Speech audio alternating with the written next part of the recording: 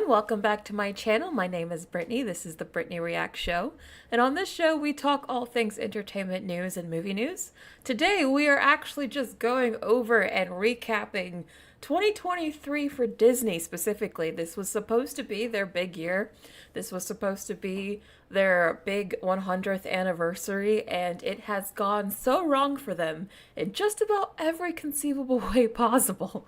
Like, we're gonna go over it. I have all of the major shows and movies and like major plot events, if you will, from like what happened with Disney this year. We have a lot to go over. That's actually why this stream is slightly late, just because I wanted to make sure I had time to like actually get every detail and piece of information that was relevant for this stream. So we do have a lot to go over today, like a lot. So we still have a member question at the end as well, so make sure you stick around for that. But this should be a really good show. I'm very much looking forward to it. How are you guys doing, though? Hi, Frank. Hi, Nate. Hi, Miss Olson. Hi, Jessica Page. Hi, Ireno. Hi, Anise. Hi, Riaru. Hi, Paris. Hi, Sakari. Hi, Nicholas. Hi, Scorpio Shadow. Hi, Paris. And thank you to each and every one of you that have come to my show every day. I deeply, deeply appreciate it. All right. So let's get straight. Oh, right. The Blue Gecko Nerd. You have a super chat. Thank you so much. You have been a member for a whole month. Really appreciate the support. Hey, Brittney, love your content. You inspire me every day.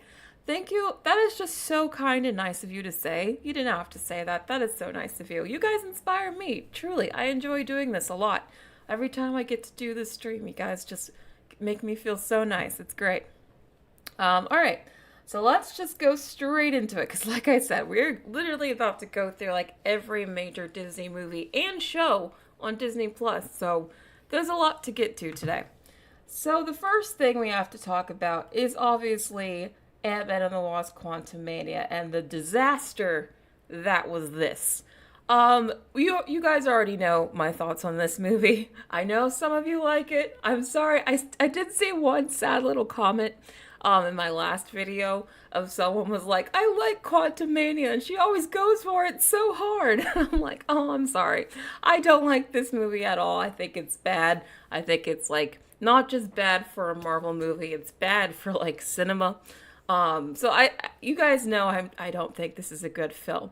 But I was not alone. A lot of people didn't think it was a good film because it actually debuted pretty high. It was the highest debut for any Ant-Man movie, so actually Disney Marvel was kind of starting on a high this year with like, oh wow, we got 120 million for an Ant-Man movie opening weekend, all right. But then a lot of people kind of agreed with me. Movie's not even that good, and I think a B is generous for this film. Again, I know a lot of you guys really like this movie.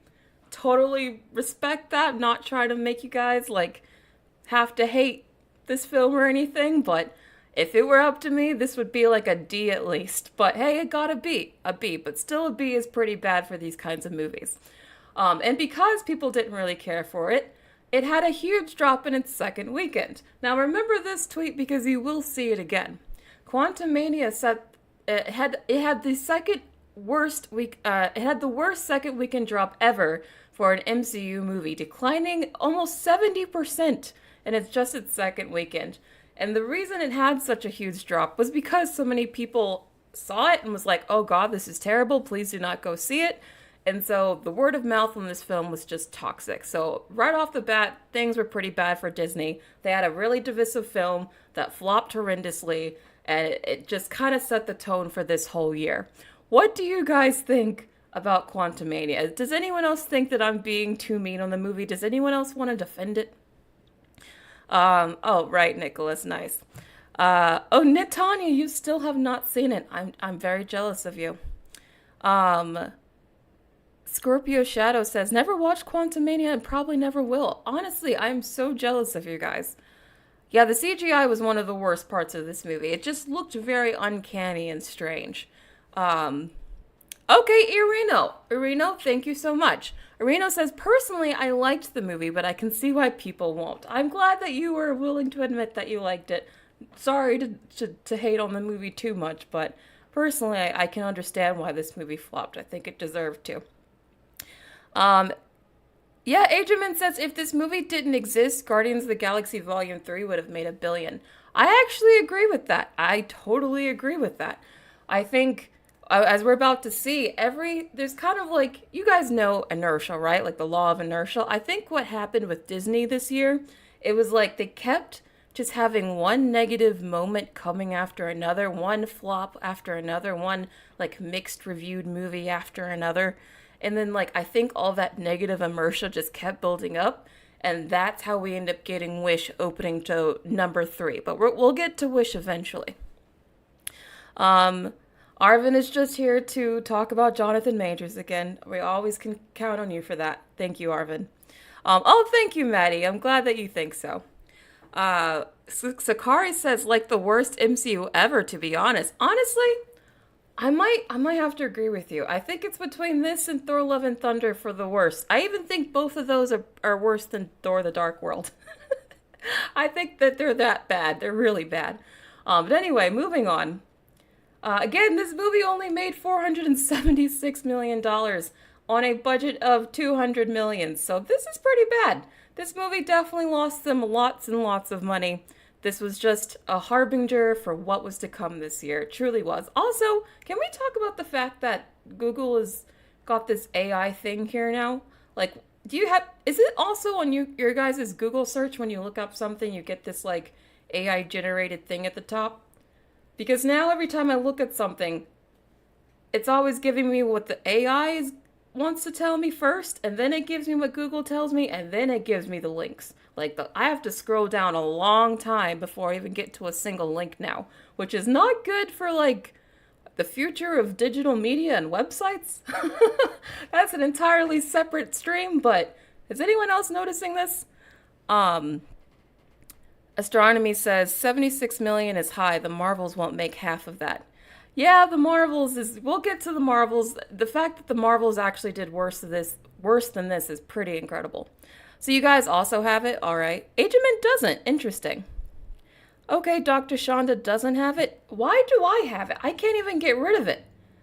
It's this generative AI thing. It's giving me the answer before I can even like get to the links and stuff. Like, look how far down I have to scroll.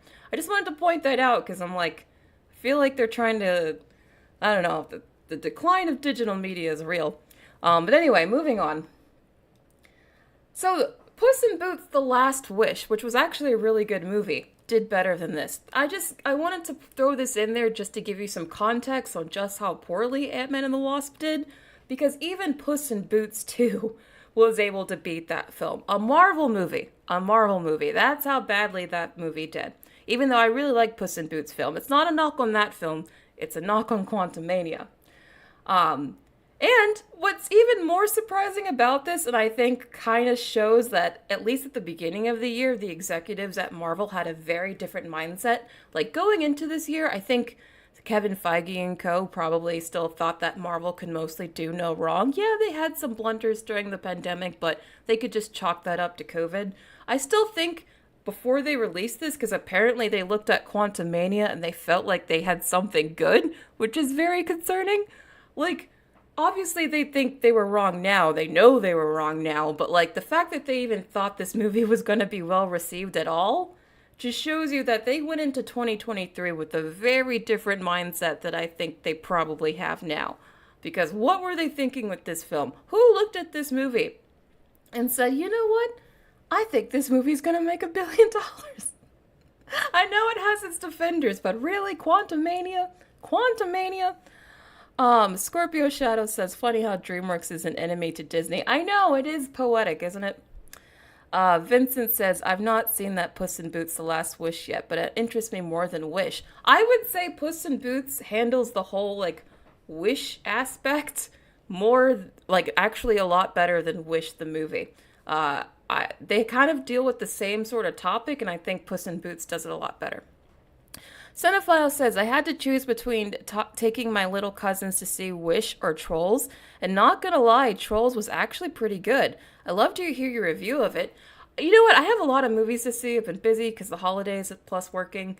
I want to see Napoleon. I also want to see Trolls. I plan to do reviews for both of those eventually, so look out for those.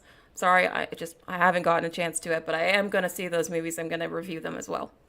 Maddie, you think this is all money laundering? Maybe. I mean, these movies are so expensive. Another theme you will see on this live stream today is that all of these movies cost way too much. Like, way, way, way, way too much. All right, moving on. So this movie did so badly. This was kind of like the first, like, shocking thing that was, like, happening at Disney this year.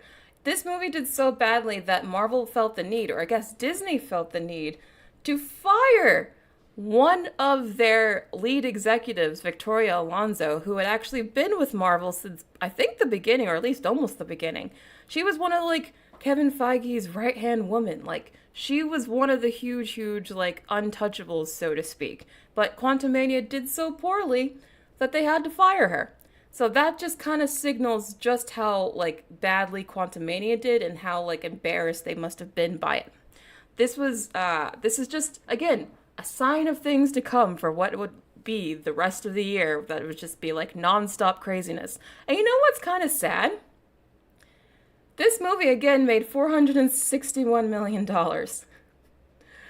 And that's actually one of the highest grossing movies that you will see on this list. Like most of the movies that come after this actually have done a lot worse than this. They thought things were bad enough with this total. They wish the Marvels would make this much money, is all I'm gonna say. Irino says it's funny how badly Marvel started to flop when Disney took the strings. I mean, to be fair, Disney and Marvel were very successful together for a very long time. They didn't really start to fall off until Disney Plus came into the situation. All right, so moving on, because we have a lot to talk about here. Then we had Peter, Pan and Wendy. Do you guys remember this movie? I did a whole review of it. There's still a video on my channel if you guys want to see my thoughts on this film. I didn't care for it either. I didn't think it was terrible. I actually liked it more than I expected, but I still thought that it was like a very dreary, kind of sad Peter Pan film, and I don't think that was what anyone was really looking for. I was kind of hoping we'd get more of like a magical, fun, escapist Peter Pan movie, and instead it was like, here's some existential dread and fear of getting older. I mean, I get that's what Peter Pan and Wendy is about, but it was like such a bummer. Like, I mean, spoiler alert, but they literally kill off Peter Pan like on screen for a bit, and they like show his lifeless corpse on the ground, and you're just like, holy crap, Disney, okay. But I mean, now that I think about it, when I compare this to Wish, I kind of wish they were kind of the opposite in tone. Like, I kind of wish Disney took Wish a little bit more seriously, and I kind of wish with Peter Pan they lightened it up a bit. Like, I don't know, I just feel like they kind of went the wrong direction with both of those. Who actually saw this movie? Prototype says, oh, how I hate Peter Pan and Wendy. I wish I forgot all about it. Yeah, a lot of people didn't like it. In fact, if you go to the reviews, again, I'm actually showing you the top critics, not the all critics score. It didn't really do very well with critics for both audiences and the top critics. So a lot of people didn't like it. Again, another theme you will see on this list is people have just generally not liked a lot of Disney movies that have come out this year. That's been another major issue of theirs. Storm Film Studio says, I also didn't watch Peter Pan because I don't care about this movie. Yeah, I think the apathy for Disney movies is really setting in for a lot of people, not gonna lie. Maddie Mercury says, we love Disney, but the movies now are kind of bad, honestly. Yeah. I mean, it just so happens that, like, I started this channel in a year where Disney was just having, like, a really bad year. I swear if I started my channel, like, a couple years ago, I think my coverage of Disney would have been a lot more positive because I would have had more positive things to say. Jao Pedro says, I remember the Marvel event they made on Club Penguin. Oh, I miss Club Penguin. When Disney bought the company, it was great. That was another major event. That was a positive one. I don't have it on my list, but that was a fun one. But anyway, yeah, Peter Pan and Wendy, that was a movie that came out. Not a lot of people actually saw it, and the few people who didn't really give it like a good review. So that was another misfire for them. And then they also released this little Disney Channel thing called Prom Pact. Now, the only reason I'm even mentioning this movie is because they got caught using AI for this. And this is the first time we have caught Disney using AI. Unfortunately, this will not be the last time they were caught using AI this year. This, if you guys recall, This is the same movie where Disney was caught using AI background actors in the back. So I think this was also another like sign of things to come of just how much Disney was very willing and ready to use AI. Because we're also going to talk about the Secret Invasion stuff. But do you guys remember this? Look at how creepy it is. Like, Disney took no time at all, like, wasted zero time to get in on the AI stuff. Like, I feel like this AI stuff just took off, but they were like, oh, what do you mean we can save all this money? Let's use it now. Like, they wasted no time. Cheetah Viper says, I haven't seen Peter Pan and Wendy or live action Little Mermaid. Well, Cheetah Viper, you're not really missing that much, to be honest. I think both of the cartoon originals are better than the live action versions. Natanya says, I saw a TikToker make a skit about it. Wait, they made a skit about this AI thing? Oh, that sounds creepy. Rusty, I am blessed to say I haven't been tainted by a single Disney movie this year since I haven't watched any. Rusty, you've been watching my show like almost every day, and you haven't seen a single Disney movie? I just appreciate your support. Thank you. Yeah, it does look very creepy. I mean, they're obviously going to get better, but like the fact that they were willing to use this stuff now when it doesn't even look that good, it just shows you how desperate they are to actually use it. But moving on, they finally got a bit of a reprieve with Guardians of the Galaxy Volume 3, which actually opened to 115 million. Now, even though Guardians 3 did do well and it is Disney's only hit of the year, and I love this movie. Guardians 3 is still my favorite movie of the year. Like, not just favorite Disney movie, but favorite movie. Like, this movie just really, it hit me in a way that, like, I haven't had a movie hit me in a long time. So I love this film. I wish it had done even better. I think if Quantumania, as the person earlier in the stream had said, I think if Quantumania had not been as bad as it was, and yes, it was god-awful, if it had not been the travesty against cinema, I think this movie would have done better. Because I think even already, Marvel was starting to pay for the sins of that movie. So I think this movie could have done a lot better. And the reason why is because the last Guardians movie actually opened to 146 million. So even though this movie opened to 115 million, which is pretty good, the last movie still opened a lot higher. So the fact that there was this drop-off at all shows that there is like a decline in interest here, and I think that decline in interest is because of Quantumania. Just saying. But it still did pretty well overall, made almost 850 million. Again, this is like Disney's only success of the year, and I think it actually deserves it. Again, I like it when quality actually wins. This movie's amazing. Scorpio Shadow says, Guardians 3 was so good. I know. I haven't seen one person say they don't like this movie. Not one. Chris Pratt is decent. He was actually very good in this movie. Ajamin says, I was crying so hard at the end of the movie. I was crying. Like, every time, y'all, I was a hot mess. Every time they kept showing Rocket's backstory, and, like, they kept showing what happened to Rocket when he was a little kid. It was like that storyline, every time they flashed back to it, it was just tears. It was tears. I don't know what it was. I couldn't hold it in. It was just like, what are they doing to stop, what are you doing to that rabbit? But you know. If you've seen the movie, you know. Most Olsen says, I did not understand Guardians 3, but I haven't seen 1 and 2. I think you don't get the emotional impact of Guardians 3 if you haven't seen the first 2, to be honest. Because you really have to care about the characters, and I do care about the characters, which is probably why it affected me so much.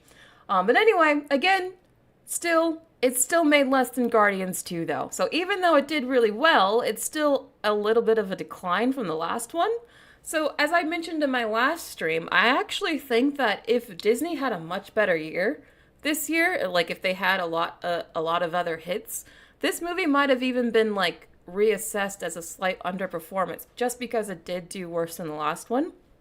But because it was Disney's only success of the year and Marvel's only success, everyone just kind of accepts that it was a win, and it is a win. So let's all agree. I know the rabbit is still in my nightmares. Right. That poor rabbit. Yeah, I think it's just the animal cruelty of it all. And you guys know I love animals, so that's probably why. But moving on. Oh yeah, also it got an A cinema score. So again, this is a movie that generally people really liked. And then we get to The Little Mermaid, which had this was one of many culture war incidents that Disney found itself in within this year. Of course, because they casted a black actress to play Ariel, caused a huge controversy around the whole movie. In fact, the controversy became so large that it affected the movie's box office entirely. In fact, it really did. It's the only Disney Renaissance remake, the only like live action movie that is a remake from the Renaissance era that hasn't made $1 billion. It still managed to do okay in the long run, but it didn't do as well as a lot of people expected. It opened about to 120 million, which is okay.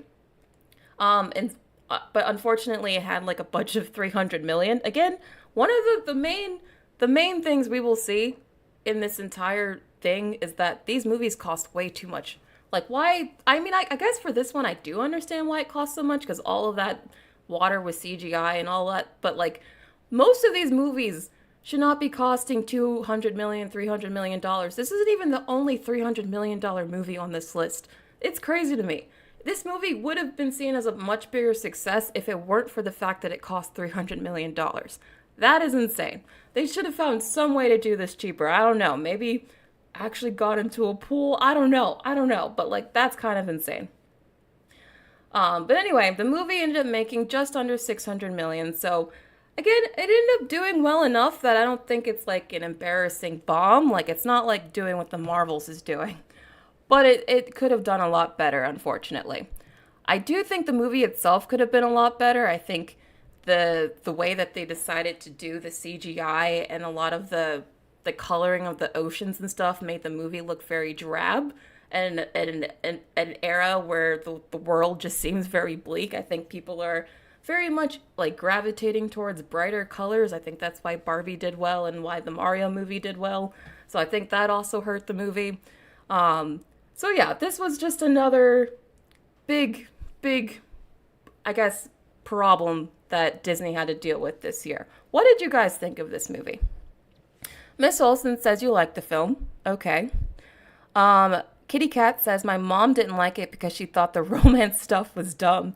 I actually thought the romance storyline was one of the best parts of the movie. I thought the music wasn't that great. I do think the visuals were a little left to be desired, but I thought the romance storyline between Ariel and the prince was actually like the best part.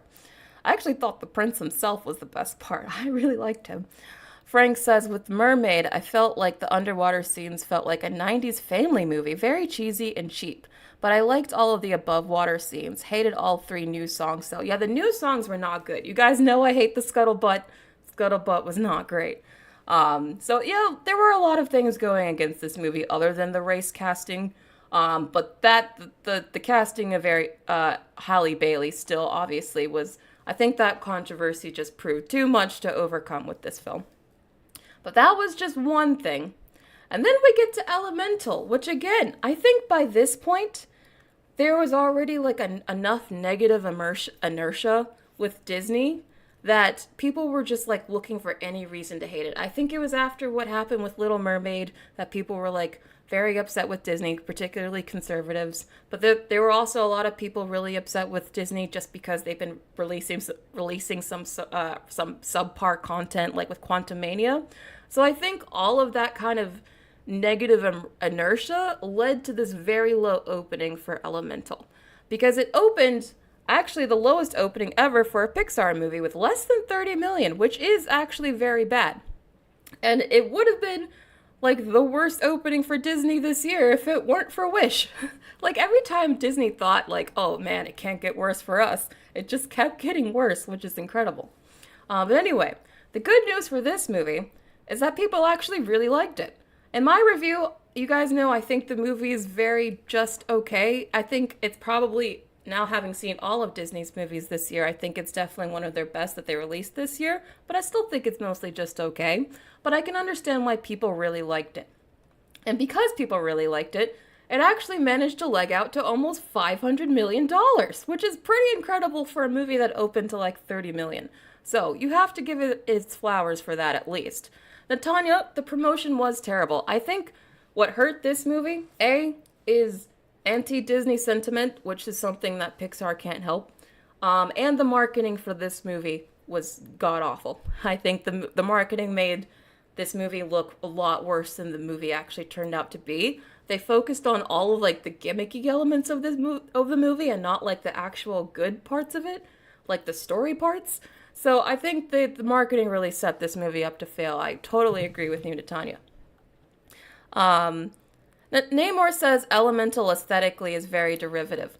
I agree with you. Again, I feel like in my review I was one of the harshest people on this movie. I actually agree with you. I don't think the visuals are all of that either. I just think it's very colorful. But I know they worked really hard on like the elements and getting them to form into beings or whatever. But again, I just thought that was just kind of the gimmicky part. The part that I actually liked about the movie was like the immigrant storyline and like that whole aspect. That was actually the best part of the movie. Yeah, Vincent, Elemental is a very generic Zootopia. I'm so glad I have people in my chat who agree with me, because so many people are like, oh, Brittney, oh, your take is so bad. Oh, you don't like Elemental. I'm like, it's just okay. Like, I don't think it deserves all this much praise, but I know there are people who really love this movie, and you can have your opinion, that's fine. We can agree to disagree. But I'm glad at least some people in my chat also agree with me. Some person skywalking says, okay, but Sad Ember looks cursed as heck. Does she? Are you talking about the animation? I mean, the animation cost $200 million. This is another movie that cost way too much money. Again, I understand they did do a lot of research and development on this film to try to get the animation to do what they needed to do. So I actually kind of do understand the budget for this movie, but still, the fact that, like, I think the cheapest budget on this list is for Haunted Mansion. And even Haunted Mansion costs way too much. Like, all of these movies cost way, way too much. Prototype says, I always like the animation, but the story is a bit too bland for me. Yeah, Prototype, that's exactly how I feel about Elemental. Thank you. Moving on. So Secret Invasion. Secret Invasion was the next thing that came after this. So after the kind of high that they sort of had with the Guardians and then Elemental, even though they didn't do as well as they really could have, at least people really liked them for the most part. But I think that was kind of like the last bit of good news that they got for the year, because it's all downhill from there. Because now we're at Secret Invasion, which debuted with 65% on Rotten Tomatoes, but went on to be the worst reviewed Marvel series by far, with top critics giving this a 50%. 50%! 47% from audiences. So this was not, this was definitely another major flop for Disney/Marvel this year. Secret Invasion. Oh, Arvin says we don't even talk about Secret Invasion. Yeah. Cheetah Viper forgot the show even existed. Yeah, I feel like, again, like a lot of Disney properties that came out this year, its biggest sin is that it was just very forgettable. Very forgettable, but also it was genuinely really bad. I told you guys, I watched like the first 2 episodes and I was like, oh, this was not good. And then I tried to keep up with it through social media and like clips that I found online. And like everything that I found out about this show, I was just like, oh, this just is getting worse and worse and worse. Like, how is this getting worse? It looked so cheap. Like, again, this show cost like $220 million, I think they said. But it looked like every scene was shot in like some like boardroom or something in like the back of like a Burbank office somewhere. I don't understand, like, where that money went. And the CGI was okay, but it looked so gray. And then we got this Gaia with her arm. I can't believe that was a real thing. I still had to, like, double check to make sure this was not a joke that people were, like, playing on social media. I had to, like, watch that whole scene. I was like, oh, this is real. This is what happened. And, like, take the whole Gaia arm thing aside. Just look at how ugly it looks. Like, this is how the show looked. Why did they make it look like this? Like, the Secret Invasion was another massive flop for them. And Marvel's second in a row for this year. Well, not in a row, but second major flop for the year. Not a good year for Marvel. Not a good year at all. Cowboy says that ended up being trash after episode 4. Not good, not good time. Oh man, you seem really upset. I'm so sorry. Miss Olson says, my friend hates the series. She broke her TV. What? Your friend hated this show so much she broke the TV? How your friend feels about Secret Invasion is how I feel about Quantumania. I wanted to throw my shoe at the screen. Namor7 says Marvel Studios has seriously reputably damaged their brand. An intermission is needed. Well, they actually just had an all hands meeting today. We're gonna get to that. That's the very last thing we're gonna talk about today. The Blue Gecko Nerd says, but it was my wedding day. We were getting Disney ruined everything. Oh, I'm so sorry about that, Blue Gecko Nerd. But anyway.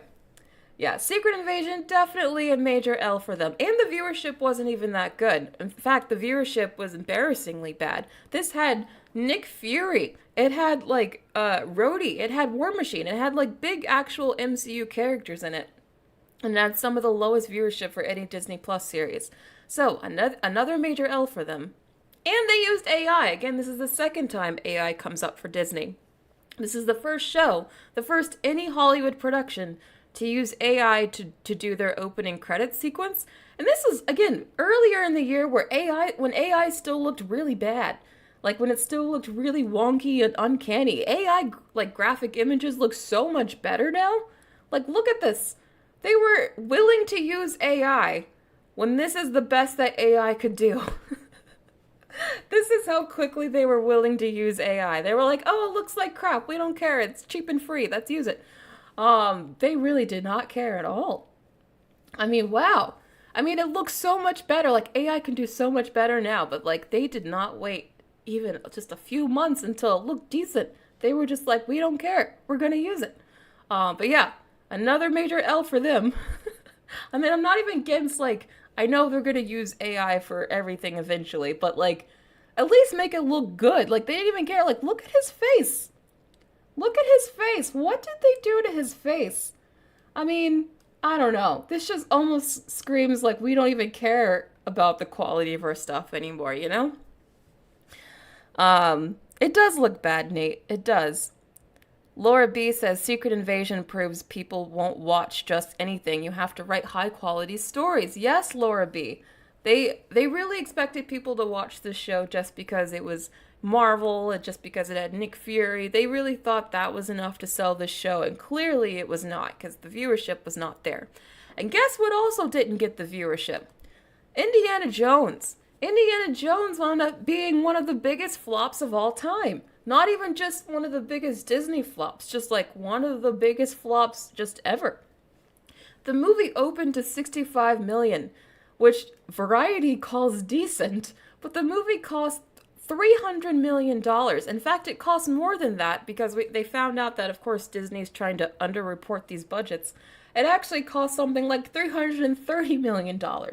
This movie, Indiana Jones, cost $330 million. $330 million. Why on earth did it cost that much? I do not understand. And this movie did not do well. It did not do well at all. It got a B+ cinema score, so a lot of people, again, didn't think it was that great, or at least thought it was just okay. So it wasn't another oh, but at least people liked it. No, people didn't care for this one either. So it was another mid-movie from Disney that flopped awful. That just did terrible. Did anyone actually see Indiana Jones? Maddie says, Indiana who? Yeah, I don't think a lot of people even know who Indiana Jones anymore. Honestly, I think the character of Indiana Jones is just, I think he's a bit outdated. I think he had his time and his era when he was a big action star, but I just don't see a character like Indiana Jones being able to work in today's world. I think that's just a character that worked when it came out. I think people try to come up with all sorts of reasons for why this movie flopped. Oh, Indiana Jones is too old. Like Harrison Ford himself is too old. It's this about the movie. Oh, it's Disney. But honestly, I think just in general, I think Indiana Jones, the franchise, is just not that relevant in 2023. Personally, that's my opinion. I think that's why it flopped. Seems like a lot of you guys didn't even see it. Did you guys even see it on streaming? Okay, Kitty Cat says your dad saw it. It seems like everyone just saying like your dad saw it. Scorpio Shadow says, and also Disney's wasting all their money on movies that aren't doing well. I know, they're really wasting a lot of money. Like a lot of money. But anyway, again, it keeps getting worse for them because then they released Haunted Mansion. They released Haunted Mansion, by the way, in July, even though this should have been a Halloween movie. Again, it sort of feels like they kind of set this movie up. They also didn't really market this movie that much either. I feel like this is another Disney movie where the marketing definitely hurt this film. Like there was just, I feel like a lot of people didn't even know this movie came out. A lot of you, I remember we were talking about it in my live streams at the time. You guys were like, oh, there's a Haunted Mansion movie? Like you guys had no idea. So this movie also didn't do very well. It only debuted with about 33 million worldwide. And it had a budget of 150 million. 150. Why on earth did Disney make a Haunted Mansion movie for $150 million? Also, I've seen this movie. This movie does not look like it cost $150 million. Why did this cost $150 million? It just takes place in one old-looking house for most of the movie. Like, how does that cost $150 million? And it even make that much. This movie only made $117 million. It couldn't even make back its budget, let alone, like, marketing or anything. Like, this was another massive flop for them. And the movie itself wasn't even that good. Again, it was another B+ rating for them. So another movie that wasn't well received, another movie that flopped for them. Again, another movie that I saw that I also personally didn't care for. Just not a good year for them. Not a good year at all. Prototype says, I didn't even watch Haunted Mansion, don't think I will. You're not missing anything. It's another, like, nothing movie where you'll forget about it as soon as you see it. Jonathan Shepard says, I've never seen Haunted Mansion, but I saw the one with Eddie Murphy. The one with Eddie Murphy's a lot better. It at least has a lot more life to it. Eddie Murphy's hilarious in it. The Eddie Murphy one's a lot better. Cheetah Viper says, I personally prefer Doctor Strange 1. I love Doctor Strange 1. I actually think the first Doctor Strange is like in my top 5 favorite Marvel movies. I think it's a good movie. I'm a huge Wanda fan. If you like it, then I'm glad you enjoyed it. I think the Doctor Strange 2 could have been a lot better. A lot better. But anyway, yes. Haunted Mansion did not do very well. Only made like $117 million on a $150 million budget, which makes no sense to me. This movie should not cost $150 million. Like, why? And thank you, Nicholas. Tiffany Haddish is in it, which is also, another ding in my book. I do not like Tiffany Haddish. But anyway, another massive flop for them. And then Loki came out, and actually a good show. A good show that no one watched, and only, like, the most geekiest of nerds actually talked about. Unfortunately, because this was actually one thing that Disney released this year that I actually thought was pretty good. But again, did not get a lot of the attention that even the first season got. In fact, viewership was supposedly at least 40% down from the first season. So, not very good for Loki and not very good for Marvel. This is like their like third L in a row. This was a very bad year for them. Bad year for Disney, but also a very bad year for for Marvel. Did anyone watch Loki season 2? I know a lot of you said that you didn't care to. Who has actually seen the second Loki season? Just want to know. Because again, not a lot of people did. The viewership was very bad. Yes, Scorpio Shadow hasn't seen it. Cheetah Viper has. Editing Geek says Loki season 2 was good, but the finale felt rushed. Oh, okay. I like the finale. Helixir says, I need to do my Loki homework eventually. Oh, not homework. See, that's the thing. All of these shows are starting to feel like homework. Seems like most of you guys have not seen it. Okay, Leland Lost liked Loki. Okay. But I'm seeing a lot of nopes, though. See, that's the thing. Even though people are saying, like, no, guys, it's actually really good. There's still just so many former Marvel fans that are so apathetic now. They're just like, yeah, I know, I'll get to it eventually. Again, not very good for them. Not good at all. And this apathy continued to grow. This negative inertia just continued to grow because then Miss Marvel or the Marvels came out. And it was, obviously a disaster, as we just saw. This is the most recent. Well, not even their most recent disaster. Oh my god, I can't even say this is their most recent disaster because they just had another one. But anyway, it's their second most recent disaster. And it was the lowest box office for a Marvel debut ever. Even beating, like, the old Incredible Hulk movie that came out in, like, 2009. It even opened lower than that. It opened to just 47 million domestically. 47 million domestically for a Marvel movie is really, really bad.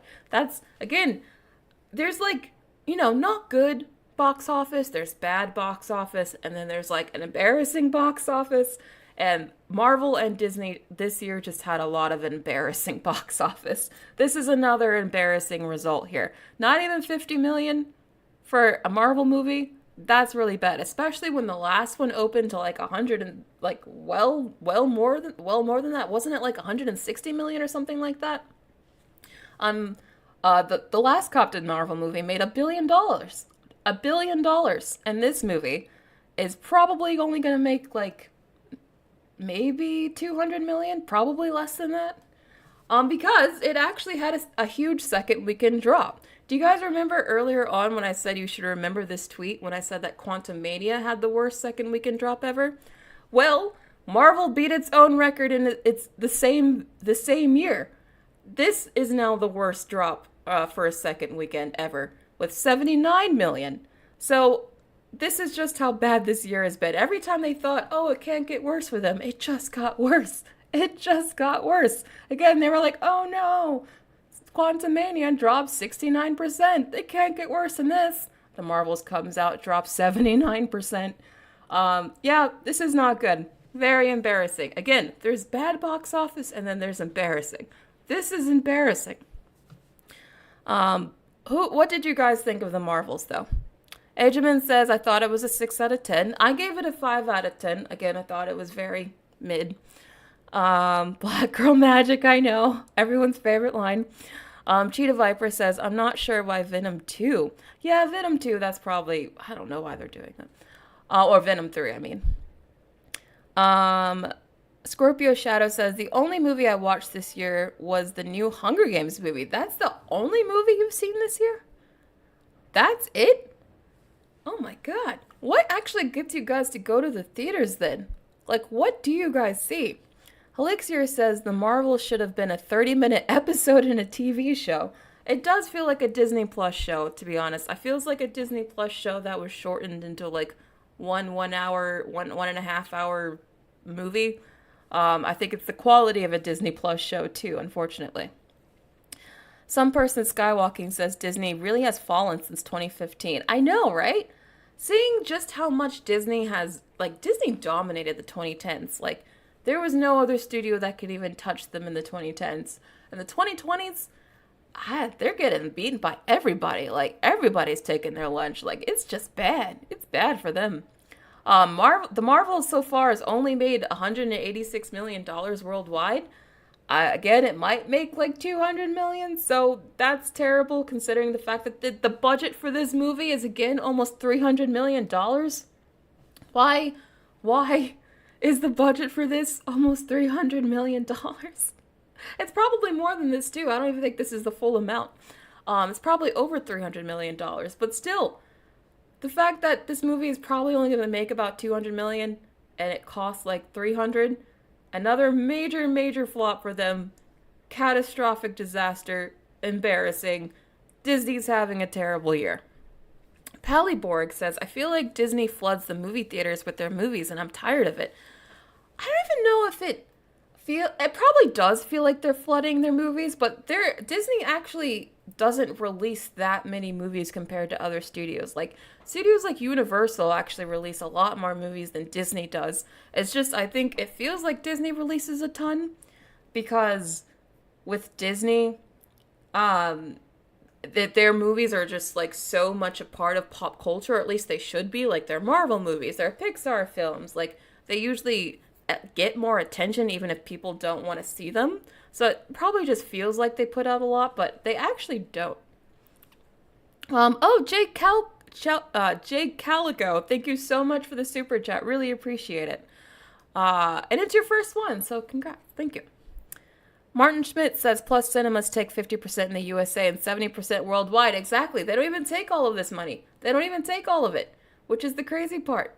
They don't even take all that 200 million. The studios, the theaters have to take some of it. Plus they spent money on marketing, so it could be the biggest box office disaster of all time. It might even beat Indiana Jones. Again, Disney keeps setting its own bar and then beating it, but not the right records. It's a very bad year. And then we thought the Marvels was going to be the worst thing for Disney this year, but then Wish said, hold my beer. Because Wish just opened at 31 million, and that's over the 5-day. It actually opened to 19 million over the 3-day. 19 million on Thanksgiving weekend for a Disney princess movie. That's how badly, the Disney's entire brand has been damaged this year. People couldn't even be bothered to watch the latest Disney princess film. And that bombed terribly. It opened third in its own weekend. Napoleon, an almost 3-hour war drama, beat a Disney princess movie.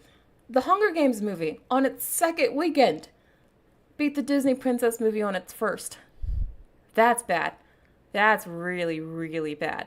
At least seems like some people like it. I think maybe it's getting mixed to positive reviews, so we'll see how it actually holds from here. We have no idea. I don't think it's going to hold like Elemental, but we'll see. You never know. But I don't think this movie's going to be a success no matter how you look at it, just because it opens so low. This is, again, another really embarrassing result here. But what do you guys think of Wish? Who has seen it? Who hasn't? What do you think of the movie? Prototype says, do you think Wish is even going to reach 200 million? I don't think so. Honestly, the at this rate, I don't think so. I think Wish could make even less than the Marvels. And I thought the Marvels was going to be the worst bomb of the year. But no, Wish might actually do worse. Undercooked SpaghettiOs says, saw it this weekend. My mom and I were pretty underwhelmed. Yeah, that seems to be the general consensus with this movie, is that it's fine. That's probably why I got an A-. The movie isn't bad enough that I can see people coming out of the theater going, oh, it was just terrible. But it's also not good enough that you would rave about it, so I can see why it would just get an A-, which is kind of like a fine score. Wish is so mid.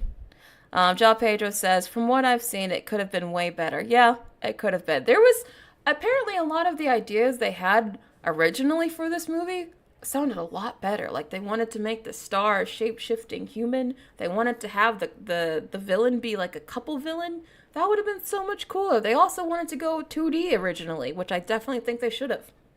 It sounded like Disney Animation had the right instincts initially, but then through corporate meddling, the movie got really watered down. So that's what it sounds like happened to this movie, in my opinion. Okay, Carlos really loved Wish. Well, I'm glad you enjoyed it. Retro Studio says, my family and me didn't know how much songs were in it. Well, it is a musical, and honestly, I don't think the amount of songs would even be that big of a deal if the songs were better. There was really only one song in the movie that I actually thought was kind of catchy, and the rest are very, very bland and forgettable, like the rest of the movie. But anyway, as I told you guys, Disney did sort of just have an all-hands-on meeting today, and apparently the word is, Bob Iger is saying that they're aware that people aren't very happy with their movies, and they were reportedly learning from their misses, and they will try to focus on quality over quantity. So they are very aware that their brand image is perceived negatively now. They're aware that people are upset with them. They're aware that people don't want to see their movies anymore or think that they're bad. So at least they're acknowledging it, which is nice. But all they're really saying is that they're just going to focus on quality over quantity, which on paper sounds nice. But the reason why I'm skeptical is because Bob Iger has said this 10 times before. I swear Bob Iger has said this 10 times already. I don't have the slides to prove it to you, but trust me, he's said this already at least twice this year, alone.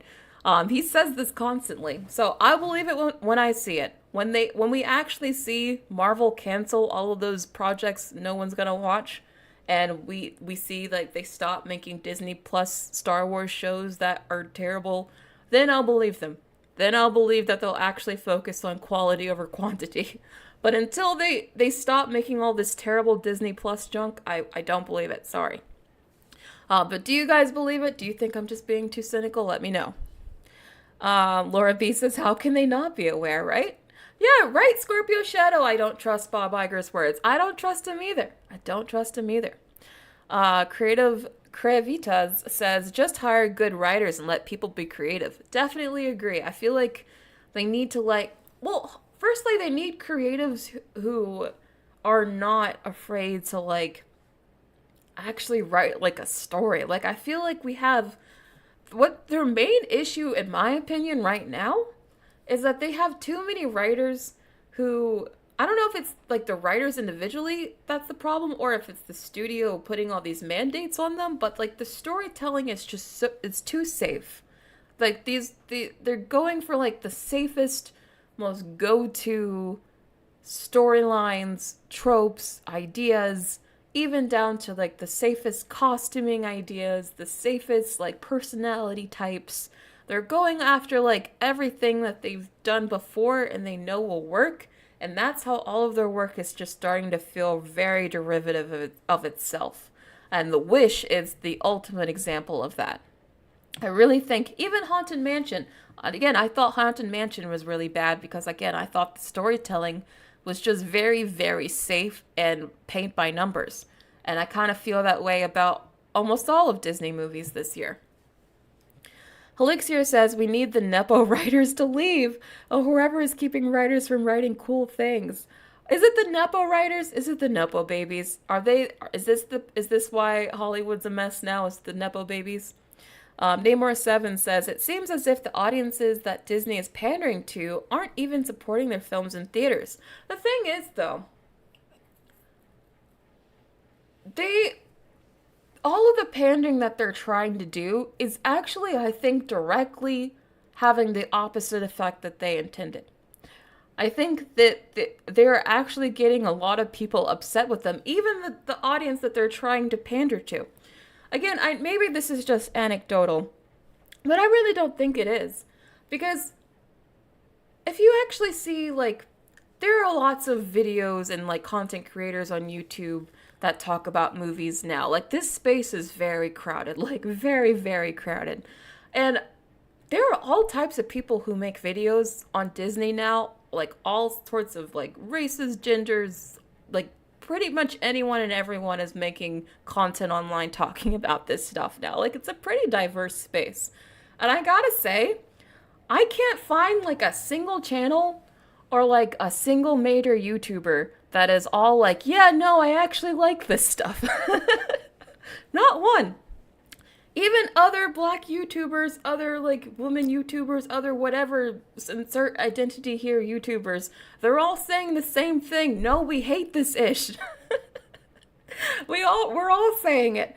So, it's just funny. I really think obviously diversity is important and I think it should be done well. But the thing is, Disney does it so badly. There's not a single thing I think they've actually done successfully. And I think that it's starting to affect them. I do. Yeah, Scorpio Shadow, not a single one. Bleep Bloop says, even the Disney subreddit was lukewarm about Wish. Wow. Even the Disney subreddit. That's actually saying something, because, those are going to be huge Disney fans over there. Namor7 says, glad I'm not the only one here. Yeah. Julian Esteban says, I wish Disney would adapt fairy tales again. That's what I said in my review. Remember, a lot of the earlier classic Disney animated movies were based off of the Brothers Grimm fairy tales. Even Elsa, the Frozen movie, was based off of the Frozen, the Ice Queen, right? The Ice Queen. So a lot of their well-known Disney movies are actually based off of literature. Obviously The Lion King is based off of Shakespeare. Aladdin is actually based off of an old Arabic legend. I feel like they need to go back to actually basing their stories off of real myths and legends again. They were in their bag when they were doing that, so I don't know why they stopped. I think they should definitely go back to that. Um, Scorpio Shadow says, when is it the last time we got dark themes in a Disney movie? Well, I feel like they try to do that in Peter Pan and Wendy a little bit. But I just feel like that's like the one property that is not the right fit for. Like, I feel like Peter Pan and Wendy, it's literally, Neverland is supposed to be an escapist fantasy, and they turned it into like washed out gray England. That was just not the right property to do that with. Okay. Vincent Hull says, I'm sure that Disney will see the light again, like from the mid-late to 1980s with Michael Eisner. I hope they do. I can see them having another resurgence. Disney has had down and out times before, like they were pretty down and out though. Like you said, the 80s, they also had a down period in the 2000s. They've had down periods before. So maybe the 2020s will just be another like dark age for Disney, and then maybe the 2030s will be a revival. I don't know. I'm not saying Disney's going to be dead forever. I don't believe that at all. But I do think they're definitely in like another dark age for them. But anyway, I do want to get to the member question because I asked my members, what was the most surprising thing that happened to Disney this year? With all the big flops and all the big surprise misses that happened this year, like what was the biggest surprise to you that happened to Disney? Rusty Shackelford, thank you so much for being a member, says, one of the most surprising things to me in regards to Disney is that their theme park attendance has been way down. That's true. Crazy to think even their bread and butter isn't all that thriving like before. They're really getting it from all sides. That is true. That's something I haven't talked about a lot, the theme parks, even though I have a lot of theme park experience, just because it's not totally relevant to entertainment news. Although let me know if you guys want me to talk about the theme park stuff more, because as someone who has worked at both theme parks, I can tell you a lot about them. The fact that the theme park attendance has been declining is very, very shocking, because even when the movies haven't done well, even when like other parts of the business hasn't done well, it's always at least that the parks did well. So if the parks are suffering, then you know the issue is with Disney at its core. So that's why I think, honestly, to turn Disney around, I think they got to get rid of Bob Iger. They got to get rid of a lot of like high level of executives. That's what I think. But thank you for the comment. Thank you for being a member.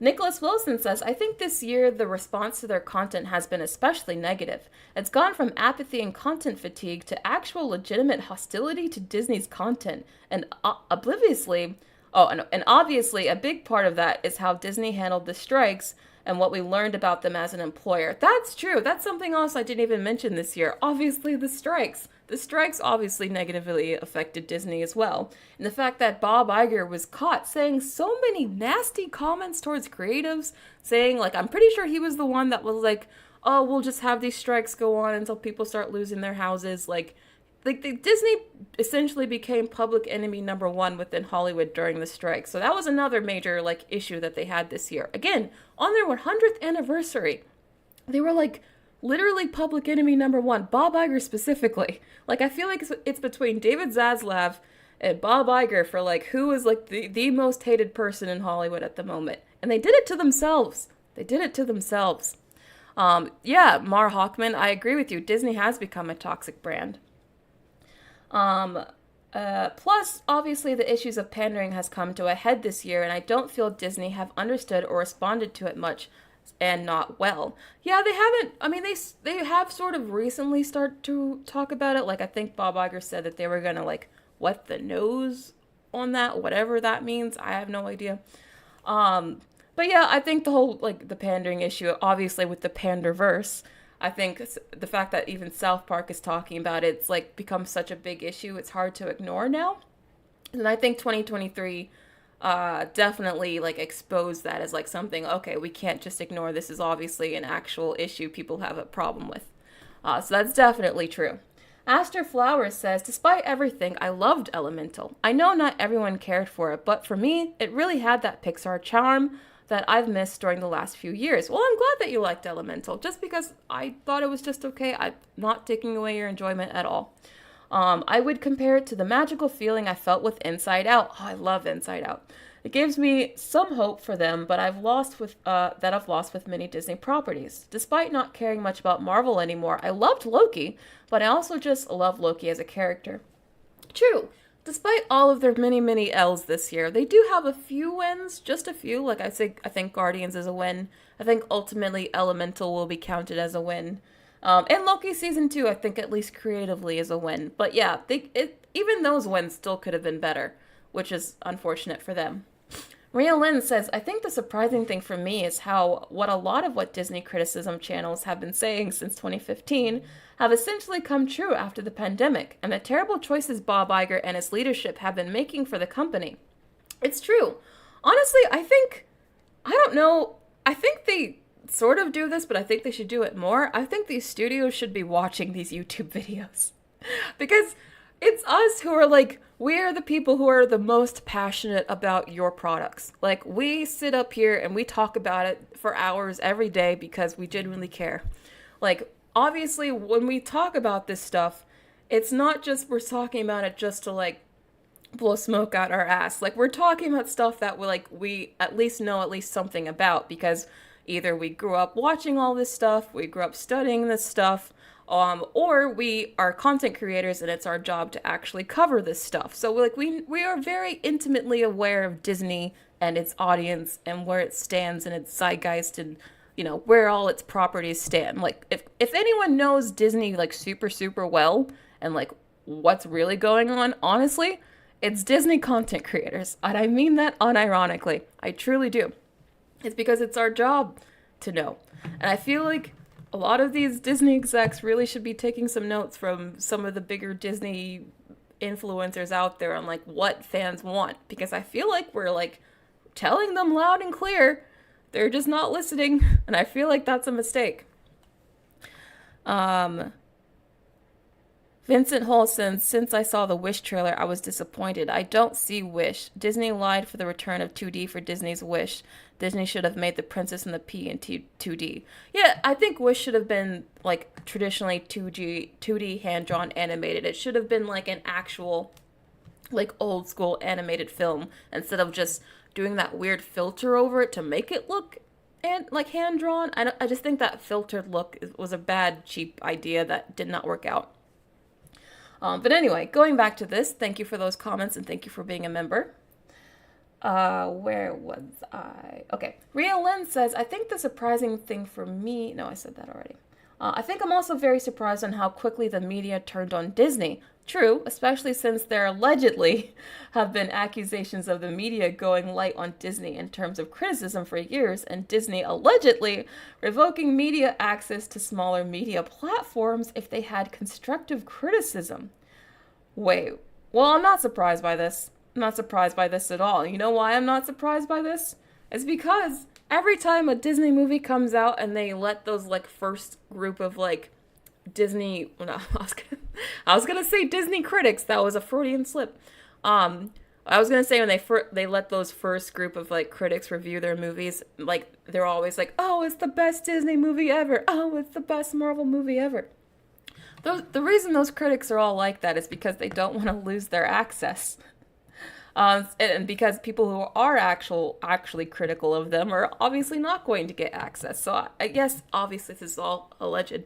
But, you know, it's definitely allegedly true. But anyway, it's wild to watch all of this in real time crumbling for Disney, but honestly, Iger and co. did this to themselves. If he didn't overspend, kowtow to countries that are contrarian to the values that the company espouses, oof, I like that. Hire people for only diversity points and not for if they were creatively useful or business-wise useful for the company, and spend money like he was Daddy Warbucks in all of those acquisitions. I love these references. This is a very good comment, Raylan. Then maybe Disney wouldn't be in a place where their inflated budgets, films are bombing and their reputation down the gutter. Wow, you were really reading them for filth. At this point, all I want is new leadership that cares way more about putting out good product than they clearly have the past several years.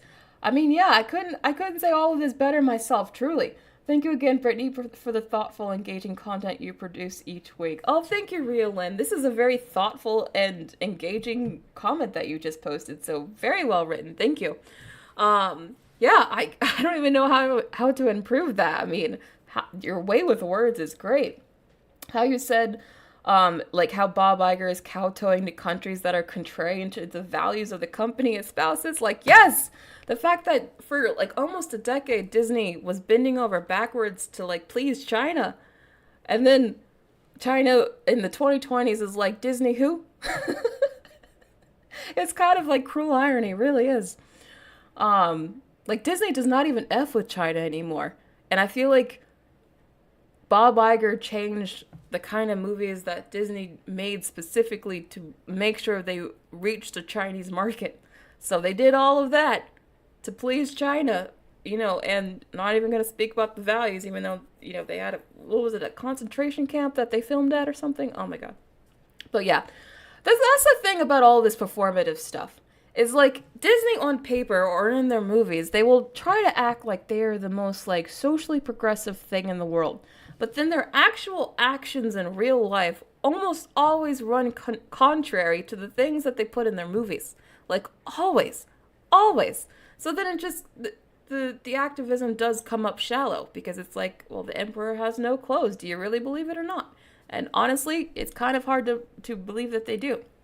Especially, again, I guess I'm going on a bit of a tangent now, but I don't like how Marvel and Disney are treating Nia DaCosta from the director of the Marvels. I don't like how they're throwing her under the bus. I don't like how they're trying to go after her through the press, allegedly, even though it's very obvious to me. How they're trying to make it seem like she's just this so, like, unprofessional, like, person that's just the worst director that they should never have hired. Like, that's very much how they're trying to, like, smear her as now. And that's none of that. I don't believe any of that is her fault. A lot of directors do leave their movie during post-production, especially on Marvel films. Heck, James Gunn did it. He freaking went to go run DC in the middle of Guardians 3 post-production, but you don't see people bringing that up. So all of this nonsense about Nia DaCosta is making me so angry, which is, again, why I think that Black Girl Magic line in the trailer and in the movie just, like, really tickled me so much, because I was just like, this is, like, the very definition of performative, like, activism. I don't know if it was Nia DaCosta's idea to include that line or whatever, but it's just the fact that in the very same movie where they are trying to throw a black woman director under the bus is the very same movie where they're like, oh, but Black Girl Magic. It's just like, again, your actions are not lining up with your values, Disney. But anyway, that's just how I feel about it. Anyway, getting back to this. Thank you for the comment again, Raylan. Very well put. Alexander Padilla says, hey, Brittney, and the reason why I'm thinking that Wish is having an awful year is that they're just pumping out trash. All the movies this year have been awful, and they need to do a whole restructuring of the company. As always, keep up the great work. Yeah, totally agree. They need a total restructuring. I think they need to fire Bob Iger, Jennifer Lee, Pete Docter, Kathleen Kennedy, and maybe even Kevin Feige. Like, they gotta take out everyone. It's gotta be like a Red Wedding situation. Another, like, open AI, if you guys are at all aware of what happened with Sam Altman. It's gotta be, like, something very dramatic like that, where they all just kind of, like, take out, like, the big CEOs and, the big execs. Like, they just gotta take out everyone at the top, because honestly, that's where the issues start. But anyway, getting back to this, Rai Noel says, I think the biggest surprise was the shutting down of their Star Cruiser hotel. Oh yeah! I forgot to mention the shutting down of the Star Cruiser. They've had so many L's. How could I forget about shutting down the Star Cruiser? Do you guys know about the Star Wars hotel that they opened, like, wasn't it early last year? Or 2021? Like, they just opened this Star Wars hotel recently, like, very recently. And it flopped so badly that they're closing it in, like, I think a year? Like, it's done that badly. Like, that badly. I can't believe I even forgot to add that. That's insane. Angel Barrera, thank you so much for the super chat. If Mia is so bad, why they're keeping her employed? Mia? Who was Mia? Mia? Oh, you mean Nia? Nia DaCosta. Oh, okay. I think that was a typo. I was like, who was Mia? Um, well, apparently, I just saw an article. I don't know if this is true or not, but apparently Nia DaCosta wasn't invited to some recent major Marvel event. And again, I don't like how they're like snubbing her. Like, what the heck? Like, they have not treated any other director like this. Like, I don't like it. I don't like it. It all rubs me the wrong way. But anyway, huge embarrassment, and it's the perfect symbol of their disconnect with fans and how expensive their experiences have been. Yeah, I mean, the problem with the Star Wars hotel is that it costs way too much money. It costs like 5 to 6 grand. Like, I think it even costs more than that, honestly. Like, it costs a lot of money.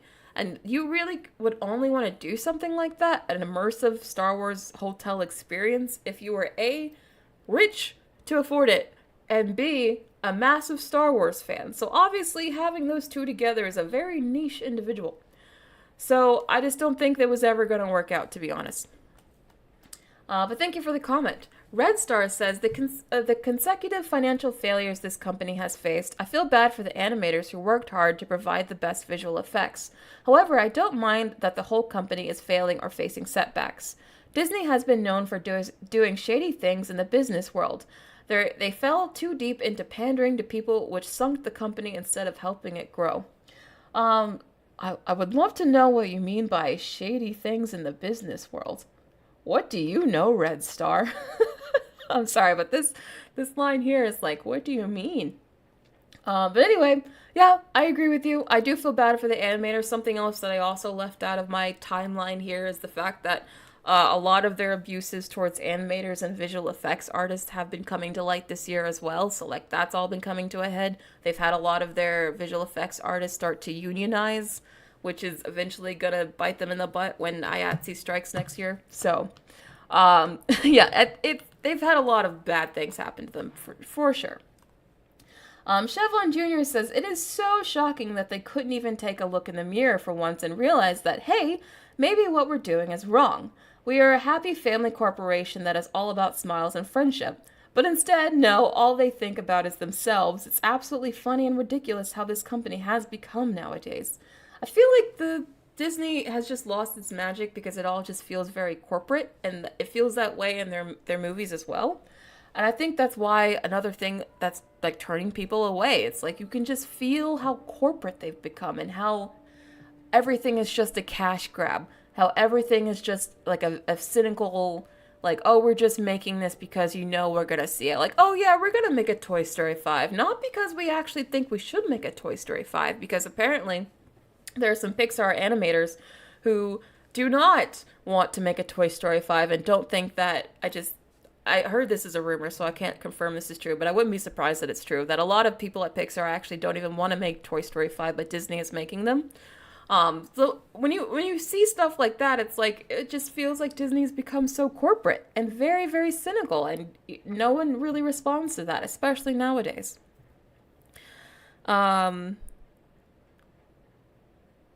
Prototype says, I'll never forget when Disney stopped a father from putting a Spider-Man figure on his child's grave. Yeah, when you see headlines like that, it just really adds up over time. I know exactly what story you're talking about.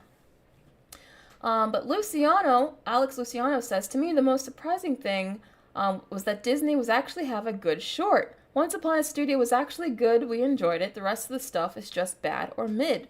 We just wait for them on Disney Plus if we eventually decide to watch it. Such a sad state of Disney. My son does not. Oh, my son does enjoy Disney Junior, like Bluey and Dino Ranch. You know, a lot of people like Bluey.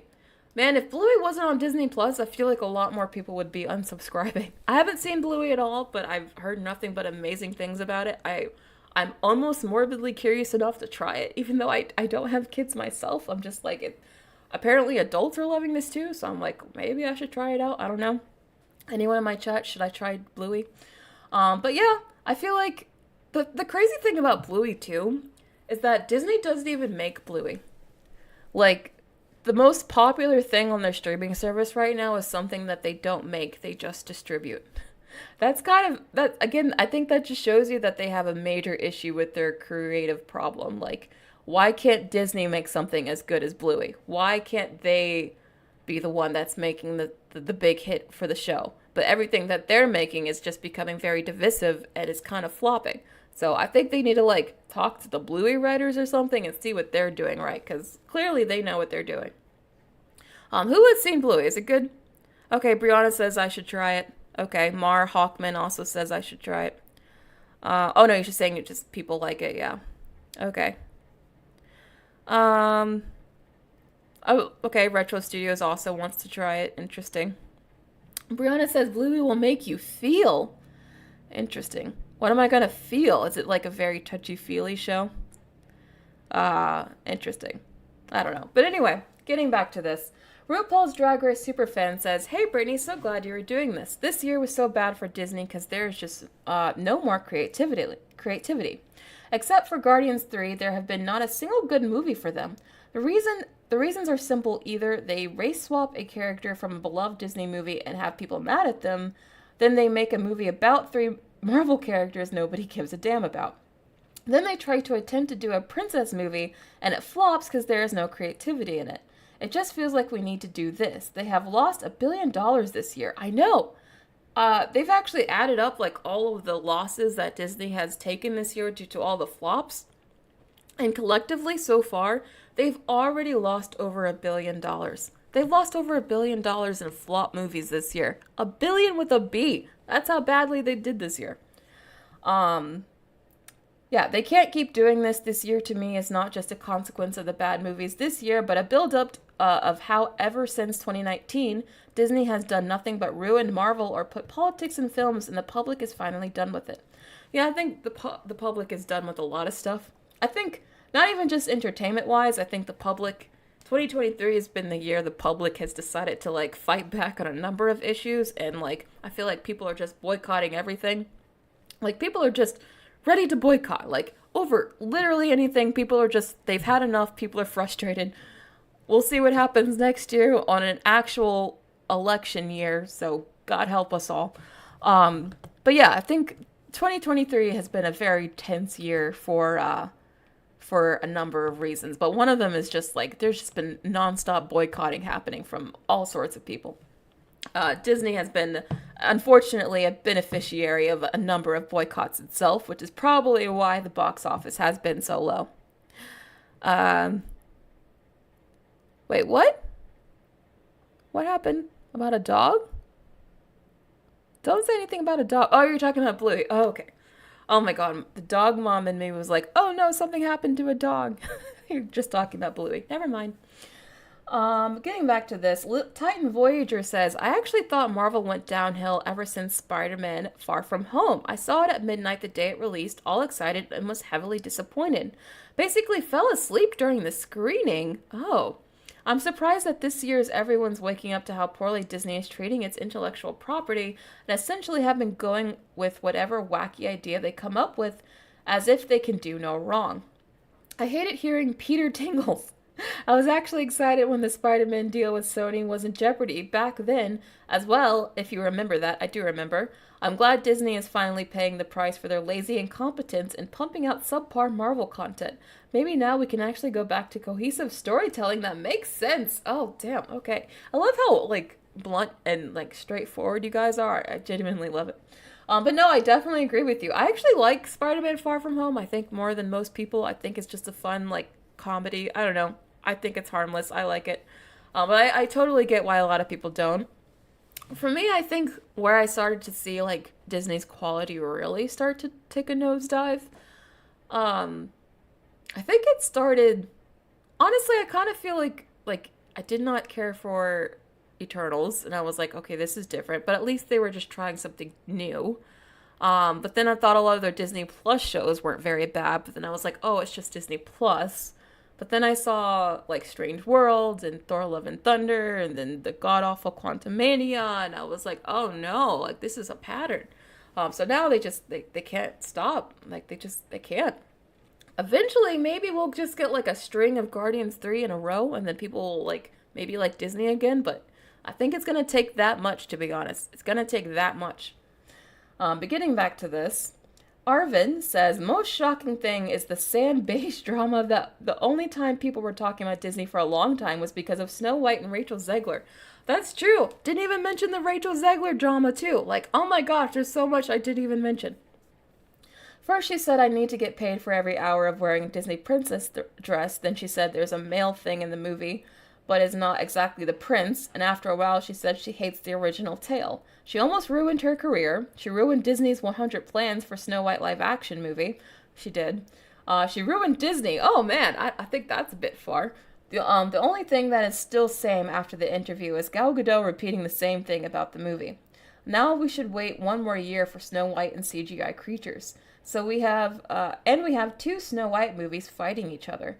Someone called Jonathan Majors. Oh my god. He needs to stop a real fight now. I know. Maybe Jonathan Majors can save Disney. Maybe Jonathan Majors can roll out in his paperboy hat and his high socks and his little, paperboy outfit, and he could just, save the whole day. Maybe all we needed was the Jonathan Majors we made all along. I don't know. I don't know what I'm saying. I'm getting delirious. Anyway. But yeah, I think the Rachel Zegler issue was also another major culture war sticking point with Disney this year, amongst a lot of other culture war sticking points. I think she definitely did derail that movie. I think that movie is dead on arrival no matter what happens. It's definitely going to flop.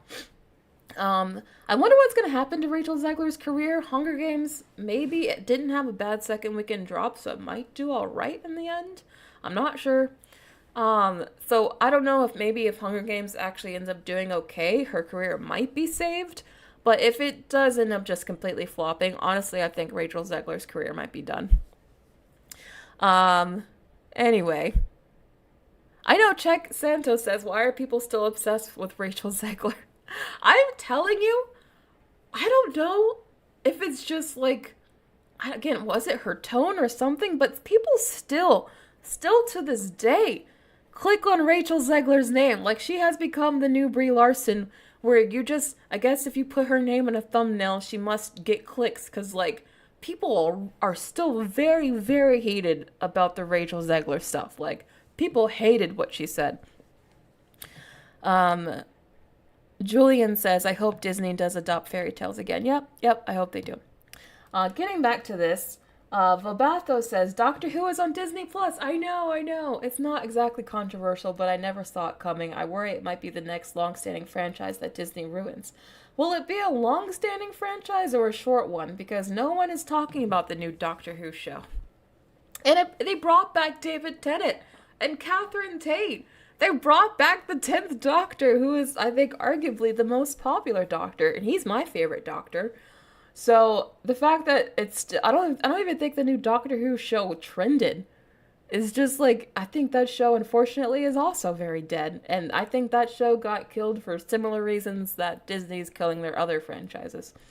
Honestly, I think the Timeless Child, I'm getting on a bit of a tangent, but if anyone knows Doctor Who at all, the Timeless Child, I can't, there aren't words to describe how much I hate the Timeless Child. The Timeless Child ruined Doctor Who for me. Now knowing what they did to the Doctor, I can't even go back to, like, want to watch. I can't. They ruined it. Going back to, a super chat from Angel Barrera. Thank you so much for the super chat.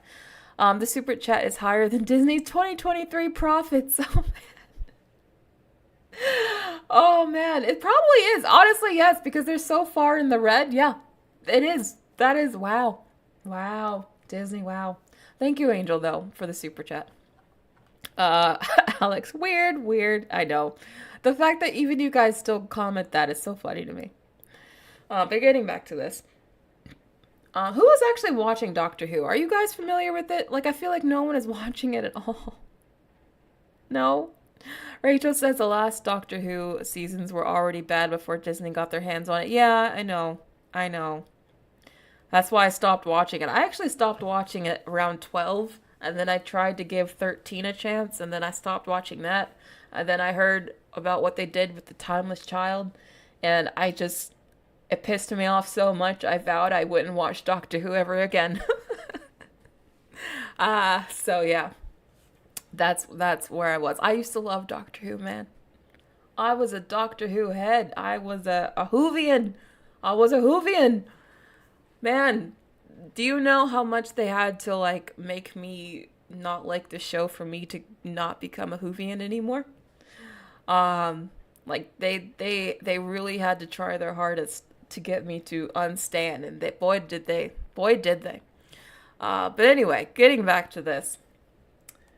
Edgeman says, I'm kind of happy with the downfall of their animation movies. Movies like Nimona, Spider-Verse, and Puss in Boots had a time to shine. That's true. With the decline of Disney animation, it does allow other animated studios to kind of get more interest than they may have otherwise gotten. Because usually Disney animation just dominates the conversation when it comes to animated movies. So that is nice, because I think I actually like Nimona more than Spider-Verse and Puss in Boots. Personally, Nimona is my favorite animated film of the year.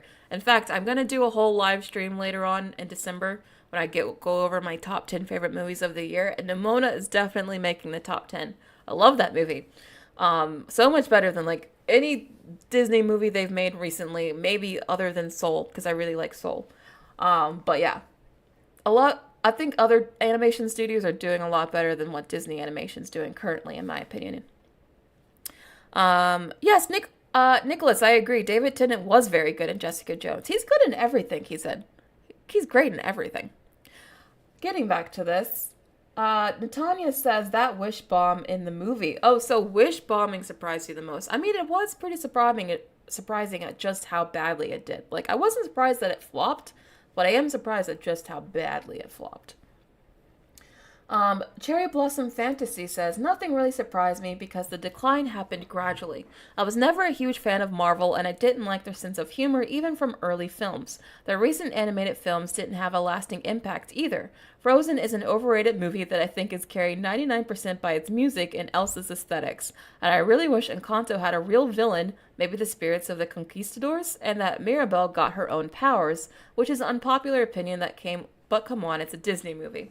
If you have the time, check out Blue Eye Samurai on Netflix. It's an animated series set in the Edo period about a half-white, half-Japanese samurai. One of the better shows I've watched as of late, maybe even better than Holes. Oh my god. Alright, where are you, Blue Gecko Nerd? There's a Holes mention. If I don't see the Holes emoji in the chat, then what's this running joke for? Thank you, Cherry Blossom, for this comment. This is a great comment. And also, I really like Frozen. I feel like Frozen has, been reassessed in recent history where people are like, oh, Frozen was never that good. And I'm just like, I like Frozen.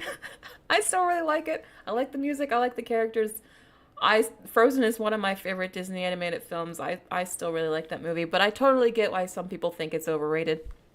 I actually think Encanto is carried by the music. I don't think Encanto's story is as good as the music. I think Lin-Manuel Miranda, and we don't talk about Bruno, saved Encanto, but that's just my opinion.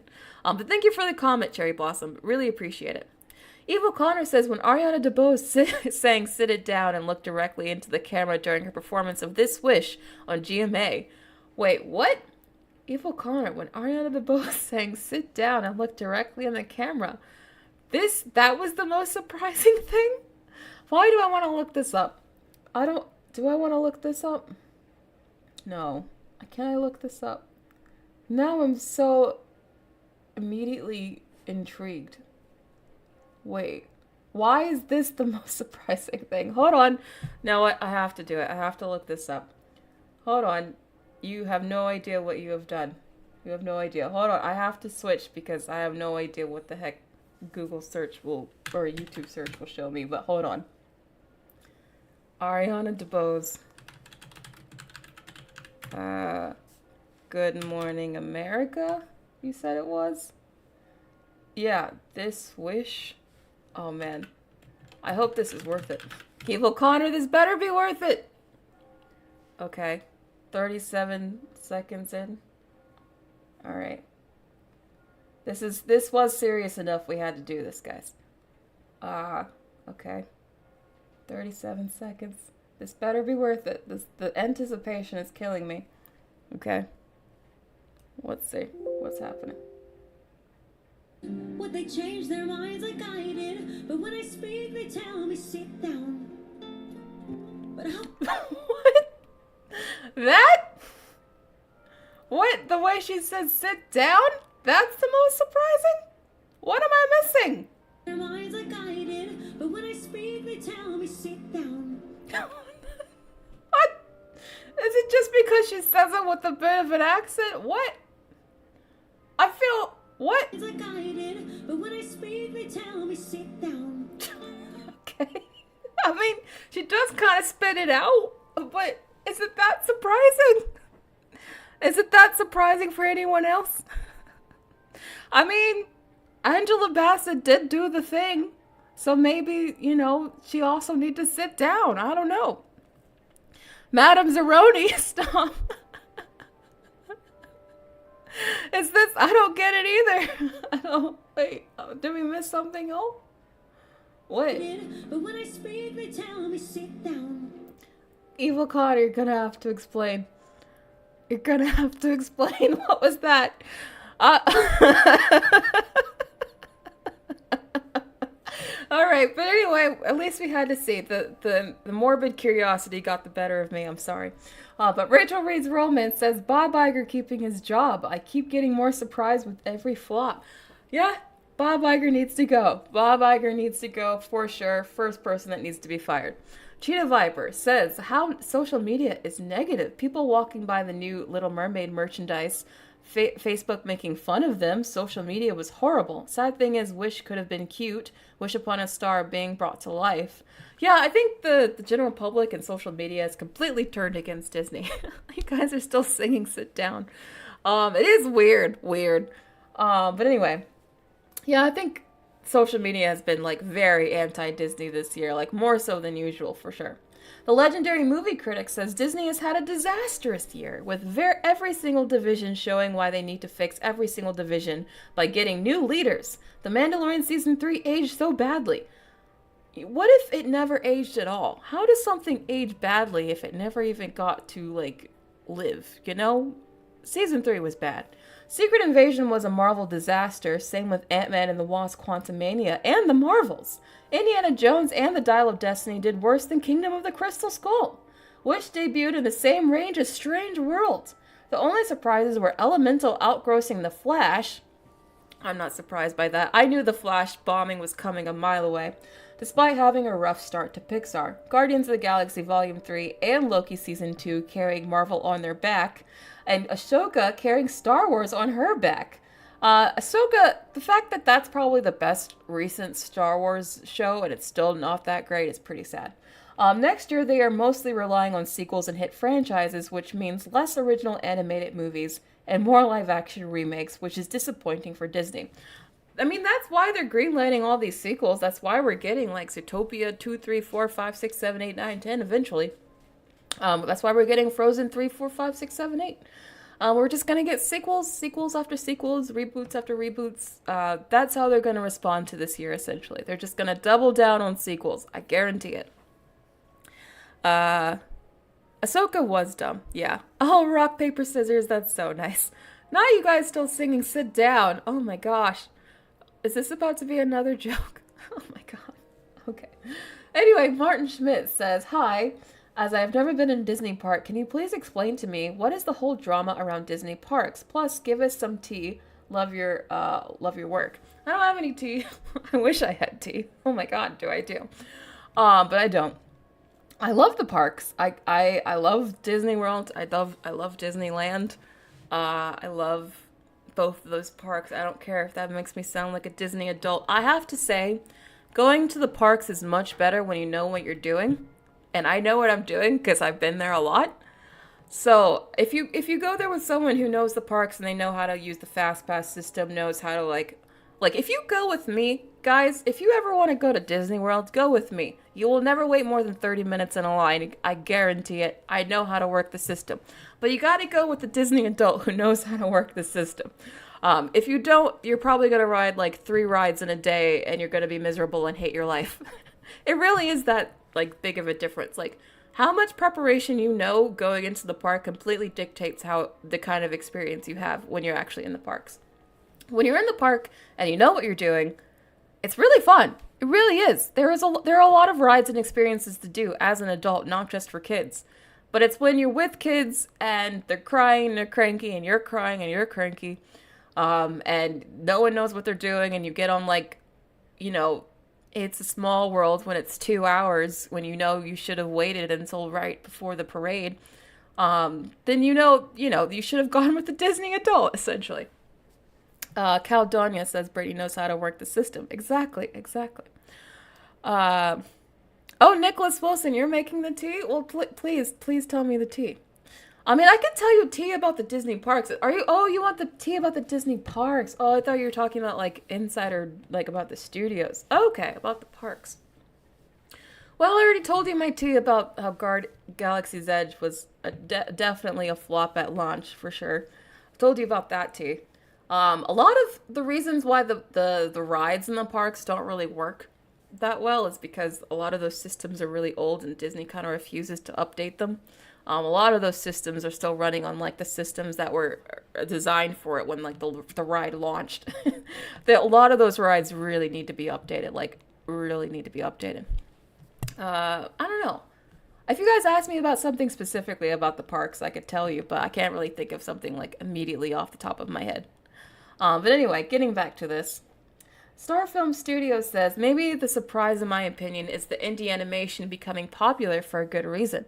But Disney is been down in the dumps and Disney didn't make Asha a princess. I thought that Asha was a princess, but that's not true. That is why there's two surprising things that happened this year. Anyway, bye. Thank you for the comment, Star Film Studio. Yeah, technically Asha isn't a princess, but I think she's supposed to be part of the Disney princess lineup. Something that Disney's been doing a lot with the Disney princesses is, like, they're not actually Disney princesses. Like, technically Moana isn't actually a princess. Kind of like Mulan isn't actually a princess, but they're still part of the Disney princess lineup. I think they're kind of doing the same thing here with Asha, where she's not technically a princess, but she's supposed to be in the same time. I just don't know if she's ever going to be popular enough to, like, I don't know if you're going to see, like, Asha merch next to, like, Belle or, like, Ariel, you know? I don't see it happening, unfortunately. Birding Daylighter, thank you so much for being a member, says, Bob Iger being a complete a-hole. That was a surprise. You know what? I'm not totally surprised he's an a-hole, but I am surprised he let his a-hole flag fly. Like, I'm surprised that he just, like, wore being an a-hole on his sleeve, you know? Like, he used to be a lot more suave and a lot more, like, he at least hid that side of him. Like, he was, like, you know, nice, warm, like, nice guy Iger. Or at least for a while he was. But this year it was like, no. This year he's mean Iger who wants you to starve and die. It's like, what happened with him? I don't know. Ever since he came back to taking over the position of CEO, it's like he's been a very different guy. And last comment, HP93 says, a bland animated Disney musical with not good songs. That has been their wheelhouse for so long, and those are the kind of movies that come to mind first when people think of Disney. And they have Wish. I know, right? Wish is literally like Disney's bread and butter kind of movie. You're right. Literally, when people think of a typical Disney movie, they usually think of a Disney princess film or a Disney animated musical. Like, that's what Disney's mostly known for. And they couldn't even nail that. Like, at least with, like, say with Star Wars and Marvel, you could argue those are, like, subsidiary companies that have their own issues. But when your own animated movies aren't doing well, that's a problem with you as a company. And that's why I think 2023 has to be, like, an eye-opening year for them, because they have to realize now that they have some very systemic issues that they have to work on. But yeah, thank you for all these comments. These comments were great. These are, I think, some of the best comments we've gotten so far. This was a great members discussion. So thank you all for being members. Thank you for commenting. If you want to be a member, just press the join button at the bottom of the screen. It does help the channel. Thank you guys so much. So that is actually it. I think this show went on for a very long time. Thank you all for enjoying the show. I am gonna edit down part of this again for like a shorter video for those who don't have time to watch the whole thing. But I want to thank you all for coming to the show and being here live. I deeply appreciate it. This has been a great time. We'll see you guys tomorrow at 4 p.m. Eastern Standard Time as usual. and we will talk about something. I'm not even sure, but I'm sure there's going to be some good news, or maybe bad news, who knows. But we'll talk about it. I'll see you guys tomorrow at 4, and that's it. Bye.